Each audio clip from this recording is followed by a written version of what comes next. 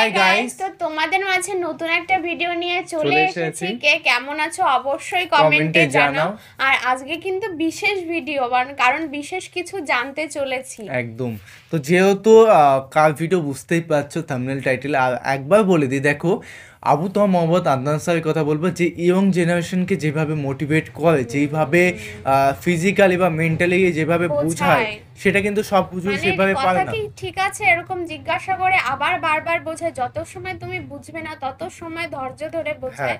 এই জিনিসটা কিন্তু সবার মধ্যে থাকে না, কারণ ইয়ং জেনারেশনের জন্য প্রচুর মোটিভেট তিনি, সত্যি কথা কোনো বলে তুলনা হয়তো হবে না। তো অবশ্যই একা থাকলে লেকচারটি শুনুন, দুঃখ হালকা হবে, বুঝতেই পারছো। দেখো জীবনে অনেক কিছু করি, পাপ কিন্তু মাথার মধ্যে অনেক টেনশন থাকে, তখন নিজেকে খারাপ মনে হয় কিংবা নিজের সিচুয়েশনটা খারাপ মনে হয়, অনেক কিছু মাথায় ঘোরে। টপিকটা ওটা না, টপিকটা হচ্ছে একালা থাকলে কি লাভ। তুমি জীবনের ডিসিশনটা ভালোভাবে নিতে পারবে, ভালোভাবে কাজ করতে পারবে, ভুল ভাল মানুষের সাথে একা থাকলে এমনটা হয় যে মানুষ ডিপ্রেশনে চলেও যায়। একা থাকলে এটা হয় মানুষ মোটিভেশনও পায়। সেই একা থাকার জায়গাটাকে পূরণ করতে হবে এই ভিডিওটা শুনে। তো অবশ্যই ভিডিওটি দেখবো। আর দেখো মানুষের মধ্যে দুঃখ কষ্ট এবং কিছু মানুষ ভুল করে, আসলে তো মানুষ সম্পূর্ণ নয়। হ্যাঁ একদম। তো অবশ্যই ভিডিওটি দেখবো, আর মেইন ভিডিও তোমার ডিসক্রিপশন বক্সে পেয়ে যাবে, ওখান থেকে তোমার চেক আউট করতে পারো। তো চলো গাইস, আজকে ভিডিওটি শুরু করা যাক। আর আপনি যত পাপ করেন না কেন মায়ুস হবেন না, মন ছোট করবেন না। আপনার একটা সেজদা, যে সেজদা আপনি চোখের পানি ঢেলে দিয়েছেন আল্লাহর কাছে, যে আল্লাহ আমার ভুলগুলো তুমি মাফ করে দাও, আমার তওবা তুমি কবুল করো, ইনশাল্লাহ দেখবেন ওই একটা সেজদা যদি কবুল হয়ে যায় আল্লাহ পাক আপনার সব গুনাহ মাফ করে দিবেন ইনশাল্লাহ। নামাজটা ছাড়েন না, যত পাপ করছেন করেন, আমি বলি নামাজ ছাড়েন না, ইনশাল্লাহ একদিন নামাজই আপনাকে পাপ থেকে বের করে আনবে ইনশাল্লাহ। একদম একদম। শয়তান আপনাকে হতাশ করতে চাইবে, শয়তান আপনাকে হতাশ করতে চাইবে যে তুই তো গার্লফ্রেন্ডের সাথে কথা বললি, রাতের বেলা পর্ন দেখলি, তুই তো ফ্রি মিক্সিংয়ে আছিস, তুই মাদক দ্রব্য খাচ্ছিস, তুই কাজে ফাঁকি মারিস, তুই ট্যাক্স আদায় করিস নাই, দুর্নীতি করছিস, তুই আবার নামাজ পড়বি কেন? শয়তান আপনাকে এগুলো বোঝাবে কিন্তু, যে নামাজ তো আমার শোভা পায় না, আমি তো অনেক পাপী মানুষ। এই ধোকায় পা দিবেন না। আপনি নামাজ কন্টিনিউ করতে থাকেন, ইনশাল্লাহ আল্লাহ পাক আপনাকে পাপ থেকে বের করে আনবেন ইনশাল্লাহ। ওই নামাজটা যদি ছেড়ে দেন তাহলে আর কোনো হাতিয়ার বাকি থাকবে না। আর আপনি যত পাপ করেন না কেন মায়ুস হবেন না, মন ছোট করবেন না। আপনার একটা সেজদা, যে সেজদা আপনি চোখের পানি ঢেলে দিয়েছেন আল্লাহর কাছে, যে আল্লাহ আমার ভুলগুলো তুমি মাফ করে দাও, আমার তওবা তুমি কবুল করো, ইনশাল্লাহ দেখবেন ওই একটা সেজদা যদি কবুল হয়ে যায় আল্লাহ পাক আপনার সব গুনাহ মাফ করে দিবেন ইনশাল্লাহ। হতাশ হবেন না। শয়তান হতাশ করতে চাইবে মানুষকে, শয়তান মানুষকে হতাশ করতে চাইবে। এমনকি আপনার যদি পাহাড়ের পরিমাণ ঋণ থাকে, ওই ঋণ শোধ করার ব্যবস্থা আল্লাহ পাক করে দিবেন ইনশাআল্লাহ তাআলা। হতাশ হবেন না, নামাজ ছাড়েন না। আর আমি একটা কথা বারবার বলেছি, আবারও বলছি, যে চলমান যে 3G 4G নামাজগুলো চলছে এগুলো থেকে নিজেকে দূরে রাখবে। বুঝতে পারছো, সব এখন ডিজিটাল, নামাজও ডিজিটাল। দেখা যায় যে 5 মিনিটের মধ্যে 4 রাকাত নামাজ শেষ মাশাআল্লাহ। ইমাম সাহেব যদি 10 মিনিট পড়ায় দেয় তাহলে তো তার চাকরি নট। বোঝেন না? এত তারা, আমার সময় নাই, আমরা ব্যস্ত মানুষ, এত সময় লাগে নামাজ পড়তে? ইমাম সাহেবকে বলছে, কমিটি ইমাম সাহেবকে চার্জ করছে, অথচ ইমামের উচিত তাদেরকে চার্জ করা। উল্টে গেছে এখন আর কি। ওইদিকে আসবো আমি। দাসী তার মনিবকে জন্ম দিবে, মানে সমাজের ন্যায় অন্যায়, ভালো মন্দ, হক বাতিলের মানদণ্ড উল্টে যাবে। দাসী কখনো মনিবকে জন্ম দেয়? মানদণ্ড উল্টে যাবে। আসেন রিল্যাক্সে নামাজ পড়বেন ইনশাআল্লাহ, আল্লাহ পাক তৌফিক দান করুন। নামাজের মধ্যে যা পড়ছেন এটাকে বোঝার চেষ্টা করতে হবে অর্থটা, তখন দেখবেন নামাজে মনোযোগ বাড়বে ইনশাআল্লাহ। তার আগে অজুটাকে ভালো করে করবেন, তাড়াহুড়া করে অজু করবেন, রিল্যাক্সে অজু করেন, অজুর অঙ্গগুলোকে সুন্দর করে ধন। অজু পরিষ্কার হয় না, এই জন্য নামাজে মনোযোগ থাকে না। আর একটা বদভ্যাস আমারও আছে, আপনাদের সবারও আছে আমি জানি, অজুতে আমরা যে পরিমাণ পানি খরচ করি, এই পরিমাণ পানি দিয়ে নবী সাল্লাল্লাহু আলাইহি ওয়াসাল্লাম গোসল করতেন। হ্যাঁ, আর আপনার মাথায় যত চুল আছে তার চেয়ে বেশি চুল ছিল নবী সাল্লাল্লাহু আলাইহি ওয়াসাল্লামের মাথায়। আপনার 2-3 জনের মাথায় যত চুল আছে তার চেয়ে বেশি চুল ছিল নবী সাল্লাল্লাহু আলাইহি ওয়াসাল্লামের মাথায়। তারপরেও তিনি অল্প পানি দিয়ে গোসল করে ফেলতেন।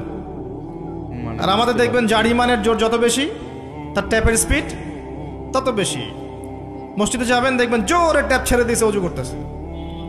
একজন মানুষের গোসলের পানি দিয়ে একাই উজু করে ফেলবে। হ্যাঁ, এটা হয়। পানির লেয়ার দিন দিন নেমে যাবে আমাদের এই পাপের কারণে। কুল আরাআইতুম ইন আসবাহা মাউকুম গাওরা, সূরা মুলকের শেষ আয়াত পড়ে দেখেন। বলুন হে নবী, তোমরা যদি কখনো সকালে উঠে দেখো যে পানির স্তর সব নিচে নেমে গেছে, পানি নাই, ফামা ইয়াতিকুম বিমাইন মাইন, কোন সেই সত্তা আছে তোমাদেরকে পানি এনে দিবে, প্রবাহমান পানি? সেটাই। দিন দিন ঢাকা শহর সহ বড় বড় যে সিটিগুলো আছে, এগুলোর পানির লেয়ার নিচে নেমে যাচ্ছে। আমাদের অপচয়ের কারণে এমন হচ্ছে। প্রচুর পানি আমরা অযুতে অপচয় করি। গোসল দেখবেন শাওয়ার নিচ্ছে, ওই যে আমাদের ডিজিটাল ইয়াজুজ আর মাজুজের বাথরুম যেগুলো আছে, পানি চোষা বাথরুম, মানে 10-20 বালতি পানি দিয়ে শাওয়ার নিয়ে নিবি। হ্যাঁ, আর মহিলা হলে তো কথাই নাই, আরো 10 বালতি এক্সট্রা লাগায়। তো সমস্যা, ওযু ঠিক করতে হবে, তারপরে সলাতে মনোযোগ বসবে ইনশাআল্লাহ। আল্লাহ পাক আমাদেরকে সলাত বুঝে আদায় করার তৌফিক দান করুন। মনোযোগ চলে যাবে, যাওয়া আসা করবে, মনোযোগ যাওয়া আসা করবেই, কিন্তু মনোযোগ ধরে রাখার চেষ্টা করতে হবে ইনশাআল্লাহ তাআলা। আল্লাহ পাক যদি ইহসান দান করেন, মনোযোগ বাড়বে ইনশাআল্লাহ আযজা ওয়া জাল। আরেকটা টিপস বলবো, সেটা হলো নামাজে সূরাগুলোর মধ্যে ভেরিয়েশন রাখতে হয়। যেমন প্রতিদিন যদি আপনি একই রকম সূরা পড়েন, আমি নিজেও দেখেছি যে আপনি প্রত্যেক ওয়াক্তেই যদি একই সূরা দিয়ে নামাজ পড়ে থাকেন, দেখবেন মনোযোগটা তুলনামূলক কম পাচ্ছেন। তো এক এক রাকাতে যদি আপনি ভেরিয়েশন নিয়ে আসেন, সূরার মধ্যে ভেরিয়েশন বোঝেন তো, বৈচিত্র্য নিয়ে আসেন, আপনি দেখবেন মনোযোগ বাড়বে। খেয়াল করে দেখেন। এবং তাসবিহ তাহলিল যেগুলো করছেন, এগুলোর অর্থটার দিকে যদি ফোকাস করেন, মনোযোগ কিছুটা হলেও বাড়বে। আরেকটা কাজ করলে মনোযোগ বাড়বে, প্রত্যেক সেজদায় দোয়া করতে পারলে। সেজদা করছেন, শুধু সুবহান রাব্বিয়াল আ'লা এতটুকু বলে উঠে যাবেন না, কমপক্ষে একটা দুটো দোয়া করেন সেজদায়, কারণ সেজদায় সবচেয়ে বেশি দোয়া কবুল হয়। আল্লাহ রাসূল সাল্লাল্লাহু আলাইহি ওয়াসাল্লাম বলেছেন, বান্দা সেজদায় আল্লাহর যত কাছে থাকে, অন্য কোনোভাবে বান্দা এত কাছে আসতে পারবে না। এবং এখানে তোমরা বেশি বেশি দোয়া করো, নবী সাল্লাল্লাহু আলাইহি ওয়াসাল্লাম বেশি বেশি দোয়া করতে বলেছেন। দোয়ার জন্য হুজুর ডেকে এত খাওয়ানোর দরকার নাই, নিজে দোয়া করা শেখেন, নিজের বাবার জন্য, মায়ের জন্য, আপনার আত্মীয় স্বজনের জন্য, আপনার নিজের জন্য, আপনার স্ত্রী সন্তানের জন্য, সমাজের জন্য, উম্মার জন্য, দেশের জন্য আপনি দোয়া করতে শেখেন। আপনার একটা প্রয়োজন, এই প্রয়োজনটাকে আমি বুঝতে পারবো, ওই আবেগটা কি আমার আসবে? আপনার যেটা প্রয়োজন, আপনার আবেগ আপনার আসবে। আপনার সন্তান অসুস্থ, আমি কি বুঝবো সেই ফিলিংসটা কেমন? আপনি বুঝবেন সেই ফিলিংসটা কেমন। অতএব নিজে আল্লাহর সাথে সম্পর্ক করেন। আর আপনি নিজেকে এত ছোট কেন মনে করছেন? আপনিও আল্লাহর সেই বান্দা, যে বান্দা আমি, যে বান্দা আর 10 জন মানুষ। আল্লাহ পাক আপনাকেও ভালোবাসেন, আল্লাহ পাক অবশ্যই আপনাকে ভালোবাসেন। জীবনের দীর্ঘ সময় পর্যন্ত আপনি আল্লাহকে ডাকেন নাই, আল্লাহ আপনাকে ফেলে দেয় নাই। আল্লাহ আপনাকে খাওয়ান, এখনো পরান, বাঁচিয়ে রেখেছেন, আল্লাহ নিয়ামত দিয়েছেন। আল্লাহ আপনাকে ভালো না বাসলে এমনি করেন? আল্লাহ পাক অপেক্ষা করছেন কবে খালি আপনি আসবেন আল্লাহর কাছে, এসে বলবেন আস্তাগফিরুল্লাহ ওয়া আতুবু ইলাইহি। আল্লাহ পাক অপেক্ষা করে বসে আছেন আপনার জন্য। আপনি কোথায় যাচ্ছেন? ফাআইনা তাযহাবুন। আল্লাহ পাক বলেছেন ফাআইনা তাযহাবুন, কোথায় যাচ্ছ তোমরা? কোথায় যাচ্ছেন? টাকার পিছনে, বাড়ি গাড়ি, স্ট্যাটাস, স্ত্রী সন্তান, ভোগবিলাসের পিছনে? আল্লাহ অপেক্ষা করছেন আপনার জন্য। আসেন, সেজদা করেন, ওয়াসজুদ ওয়াকতারিব, সেজদা করেন, নিকটবর্তী হন। আল্লাহ আপনার জন্য অপেক্ষা করছেন। যাবেন না আল্লাহর কাছে? আল্লাহ পাক সবাইকে আল্লাহর কাছে ফিরে আসার তৌফিক দান করুন। এটাই হোক আমাদের কাছে আসার গল্প, এটাই হোক আমাদের কিসের গল্প? কাছে আসার গল্প। আমাদের জেনার গল্প দরকার নাই। ওদের কাছে জেনা হচ্ছে কাছে আসার গল্প, যার ব্যাপারে আল্লাহ বলেছেন লা তাকরাবু জিনা, ওর ধারের কাছেও যেও না, আর তারা ওইটাকে বলবে কাছে আসার গল্প। ইন্না লিল্লাহি ওয়া ইন্না ইলাইহি রাজিউন। আল্লাহ পাক আমাদের যুবক যুবতীদেরকে হেদায়েত দান করুন, পিতা মাতাদেরকে পরিবারে অনুশাসন বজায় রাখার তৌফিক দান করুন। আমাদের এই কাজগুলোর প্রতিফল কিন্তু আমাদেরকে ভোগ করতে হবে। আমাদের মেয়েদের, আমাদের ছেলেদের, তাদেরকে আমরা কিভাবে বড় করছি, এটার হিসেব কিন্তু আমাদেরকে চুকিয়ে দিতেই হবে। পিতামাতাদেরকে বলবো সচেতন হয়ে যান, আল্লাহ পাক তৌফিক এনায়েত করুন, আমিন। আর যারা ওই পথে চলে গেছেন তাদের উদ্দেশ্যে একটা কথা বলবো, সেটা হচ্ছে যে এটা একটা মোহ, একটা ভ্রম। বাস্তবতা হচ্ছে যে আপনাকে প্রতিশ্রুতি দিচ্ছে সে আপনাকে অনেক ভালোবাসে, আদতে সে আপনাকে ভালোবাসে না। আদতে সে আপনার অবস্থানকে ভালোবাসে। আপনি আজ হোক আর কাল হোক এটা বুঝতে পারবেন যে সে আপনাকে ভালোবাসে না, আপনার অবস্থানকে ভালোবাসে। আপনার অবস্থান যদি ভালো থাকে সে আপনাকে ভালোবাসবে, অবস্থান ভালো না থাকলে ভালোবাসবে না। একইভাবে আপনি একটা মেয়ের কাছে যে ভোগবিলাস চাচ্ছেন, একটা ছেলে একটা গায়রে মাহরাম মেয়ের সাথে ফ্রি মিক্সিং করলে তার একটাই উদ্দেশ্য থাকে, সেই মেয়েটাকে ভোগ করা। সুযোগ পেলেই সেই মেয়েটাকে ভোগ করে ফেলবে। একইভাবে এই মেয়েও দেখবেন আপনার যতটুকু সামর্থ্য আছে, অর্থবিত্ত যা যা আছে, এটাকে সে ইউজ করার চেষ্টা করছে তার স্বার্থে। বাস্তবিক অর্থে দুজন দুজনকে ভালোবাসে না মোটেই, দুজন দুজনের স্বার্থকে ভালোবাসে। গুড।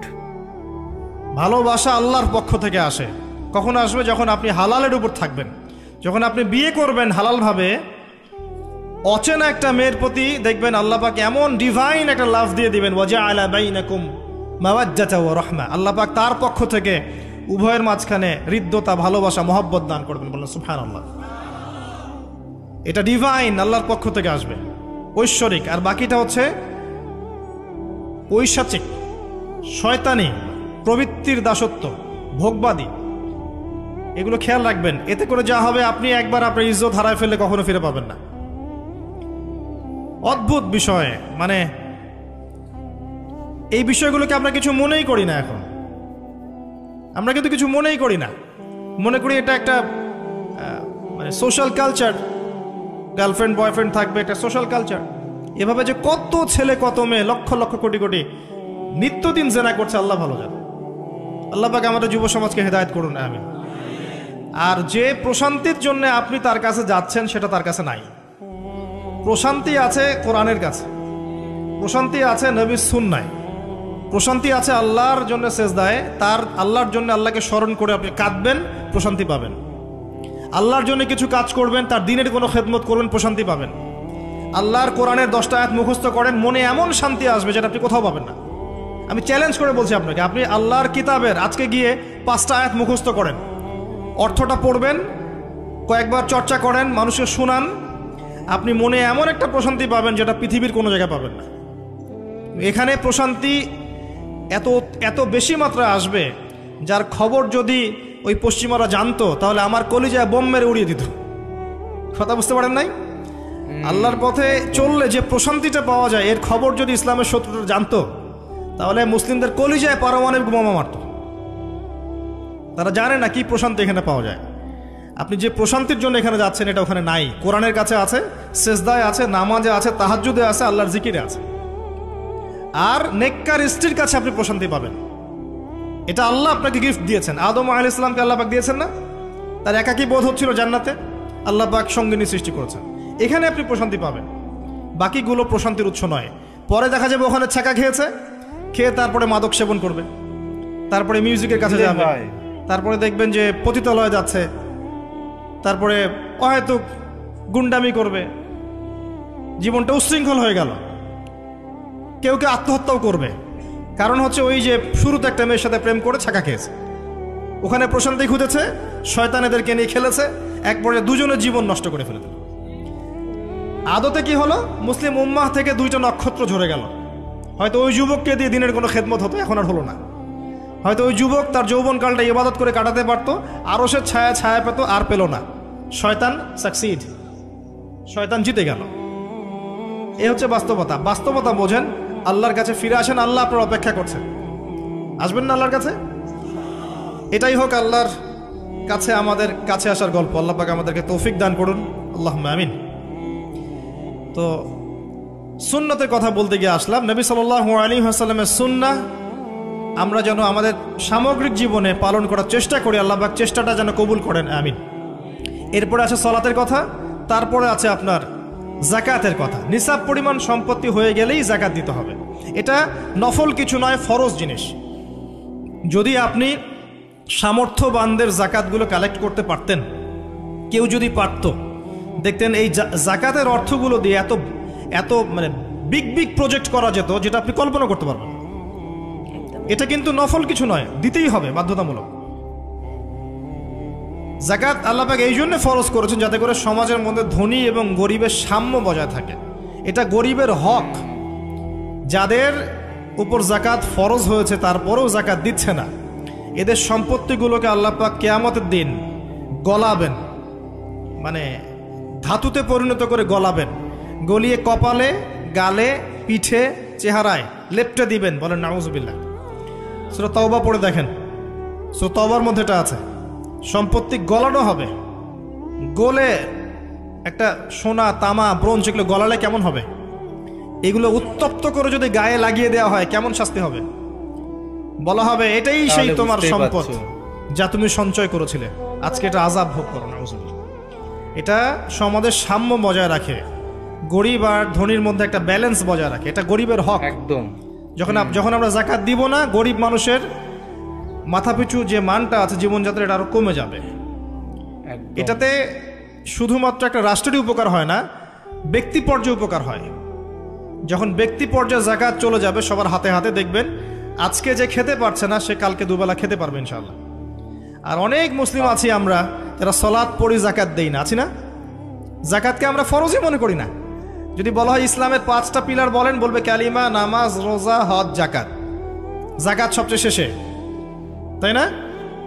যাকাতকে পাঠাইছে সবচেয়ে শেষে, অথচ আল্লাহ বলেছেন কালিমা, তারপরে সালাত, তারপরে যাকাত, তারপরে সওম, তারপরে হজ। যাকাতকে গুরুত্ব দিন, এটা ইসলামিক অর্থনীতির মূল ভিত্তি। যাকাতের উপরে আল্লামা তকি উসমানী শাইখের একটা বই আছে, এই বইটা পড়তে পারেন, অত্যন্ত চমৎকার। যাকাত নিয়ে বিস্তারিত আলোচনা করা হয়েছে এবং যাকাত কিভাবে মানবতার উপকার করবে এটা বলা আছে। আজকে এটা টপিক না, আমি না হলে অনেক লম্বা কথা বলতে পারতাম। আল্লাহ পাক আমাদের সবাইকে যাকাত দেওয়ার তৌফিক দান করুন, আমিন। তো গাইস, বুঝতেই পারছো, কন্টেন্টের মধ্যে একটা কথাই বলি যে মানে বলার কিছু নেই, সত্যি কথা। ফ্রি মিক্সিং, তারপরে পর্নোগ্রাফি, তারপরে তুমি বলতে পারো যে মানুষের যে আকর্ষণ, এইগুলো নিয়েই পৃথিবী কিন্তু অ্যাকচুয়ালি। হ্যাঁ, কিন্তু এটাকে কিভাবে মিক্স, কিন্তু এটাকে যেটা আমরা চোখে দেখি সেটা তো সঠিক নয়, মানে সঠিক যেটা সেটা কিন্তু হুজুররা আমাদের বোঝানোর চেষ্টা করে বারবার, সেটা আমাদের বুঝতে হবে, সেজন্য ভিডিওগুলো সব দেখতে কিছু হবে। কিন্তু সময়ের ক্ষেত্রে। হ্যাঁ, ফ্রি মিক্সিংটা তুমি মানে কিভাবে বুঝাবো? তোমরাই বুঝতেই পারছো যে আমাদের যে বয়সটা সেটা হচ্ছে একটা আকর্ষিত বয়স, যেটা সবার মধ্যেই আছে, ছেলে মেয়ে সেটাই, দুজনের মধ্যেই আছে। মানে হ্যাঁ সেই জিনিসটা কিন্তু অনেকে কন্ট্রোল করতে পারে, অনেকে কন্ট্রোল করতে পারে না। হ্যাঁ, সেটাই। কারণ এখন বয়ফ্রেন্ড গার্লফ্রেন্ড এমন একটা হয়ে গেছে, আর ডেগুলো আসছে, এই তো ডে তো যেহেতু বাদই দিলাম, মানে আমাদের ডে মনে থাকে না, ছোট ছোট স্কুলে হ্যাঁ, যেগুলো পড়ে ওদের সব মুখস্থ। তো ভাবি যে আমাদের থেকে 5-6 বছর ছোট, তাদেরকে দেখে আমার লজ্জা সত্যি করে, মানে লজ্জা, কি মানে নিজেকে মনে হয় কি যে আমি কি ব্যর্থ, তাই তো? মানে ব্যর্থকতা বাদই দিলাম, মানে নিজেকে আর মেন্টালি হিসেবে মানে সেই ফিলিংস লাগে না যে আমরা কি করলাম, এটাই মনে পড়ে যে একদমই। এইটুক বয়সে এই করছে, তাহলে বড় বিয়ে হলে কি করে করবে? নিচ্ছে আমাদের 5 থেকে 6 বছর নিচে, আমাদের বয়স কতই। তো মানে ভাবলেই অবাক লাগে আমরা কোন জেনারেশনে চলে এসেছি, মানে তাদের বেবিও হয়ে যাচ্ছে, মানে ভাবলেই অবাক লাগে। তো গাইস, ভিডিওটি দেখলাম, খুব সুন্দর একটা মেসেজ দিল। তোমরা মেসেজ থেকে কি শিক্ষা শিক্ষা বা অবশ্য সেটা কমেন্টে জানাও। একদম। আর নতুন একটা ফ্রেশ ভিডিওতে দেখা হবে, এরকম ভালোবাসা দিতে থাকো। একদমই। তো চলো guys, bye bye, tata. Take care.